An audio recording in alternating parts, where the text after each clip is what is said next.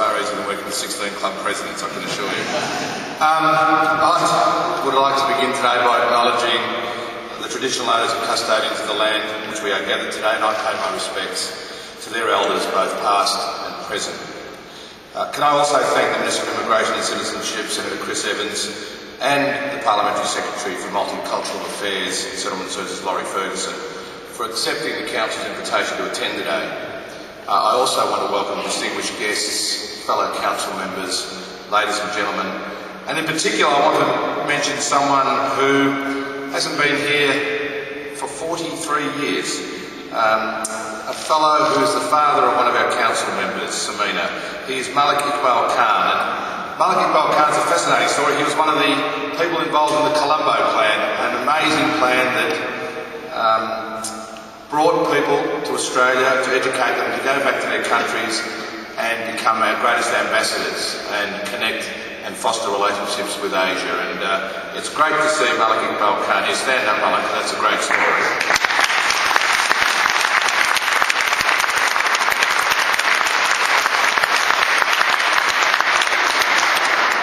As the Chair of the Australian Multicultural Advisory Council, it gives me great pleasure to formally present the Council's statement on cultural diversity and its recommendations to the Australian Government.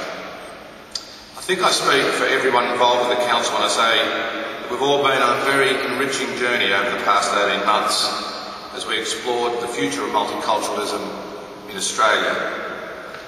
As a proud Australian of Greek Cypriot heritage, I was delighted to be asked to chair this Council, but I'm also very proud of the work done by all 16 members who represent, as Laurie said, a range of backgrounds, experience and professional expertise. Today I want to thank them for their time, their wonderful input and their tremendous generosity of spirit. I still recall the first time we met. I remember going around the group and asking each person to tell their story. Their stories were as diverse as they were fascinating and inspiring.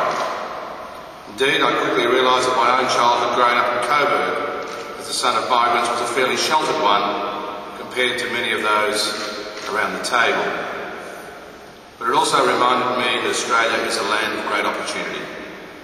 It has provided a wonderful life for immigrants from all over the world, and in return they have enriched Australia with a cultural diversity and harmony that is the envy of many other countries. It's only fitting then that our advice is entitled The People of Australia and is presented as a statement and recommendations in two parts. The first part of The People of Australia provides a narrative on multicultural Australia and how it reflects our economic and social needs and everyday life in this country. It acknowledges the unique status of Indigenous Australians and reflects on the beginnings of European settlement and the waves of migration since the end of the Second World War. This underpins our view that migration and the diversity it brings has always been part of life in Australia and always will be. This statement highlights the strengths and benefits of immigration, not only in terms of Australia's skills and labour needs, but also in terms of strengthening communities with new energy, ingenuity and enterprise. It also emphasises the rights and responsibilities shared by all Australians, whether they are newly arrived or have been here for generations. We believe all Australians need to work together to eliminate discrimination, as it goes against the tradition of a fair go, a defining part of our society and something all Australians cherish. The second part of The People of Australia makes recommendations for government to consider. Some of the recommendations call for strengthening of a range of government services. The Council sees that these services are needed to enable newer arrivals to establish themselves and become self-reliant. In developing this advice, the Council held an extensive consultation process with state and territory governments, agencies, academics, community groups and focus groups. Our members also drew on their business and professional networks. We also commissioned some focus group testing of some of the concepts and language that we were considering. And as Laurie's already mentioned, we wanted this statement to speak to all Australians. We wanted to get different perspectives on the benefits and challenges of cultural diversity and how it affects Australians' daily lives. The Council is also mindful that there's been a lot of debate on government policies in this area over a long time. Many different views, but not always common ground. I believe the Council's contribution to this ongoing discussion can be summed up from our advice. And I quote from the statement: "Multicultural Australia is not a vision or an ambition, much less an ideology or creed. It describes us as we are, and as we are destined to be." And further on, the advice states, "The objective of a harmonious multicultural Australia must be pursued not just with idealism, but also with an acute and informed understanding of reality and a healthy dose of pragmatism." The reality is that the benefits of cultural diversity are around us for all to see.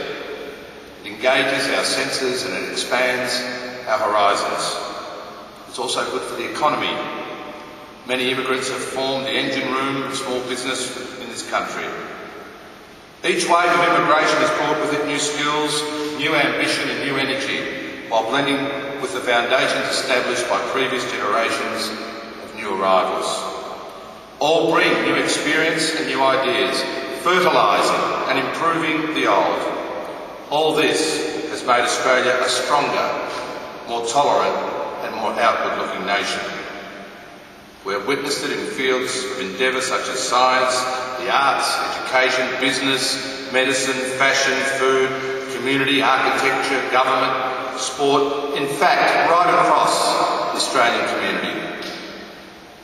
We look forward to the Government's response to this statement and its accompanying recommendations. We also look forward to continuing to work with the Australian Government and its people to strengthen our vibrant and multicultural future.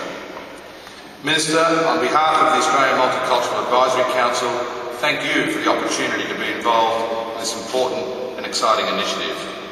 Please accept this advice for the people of Australia.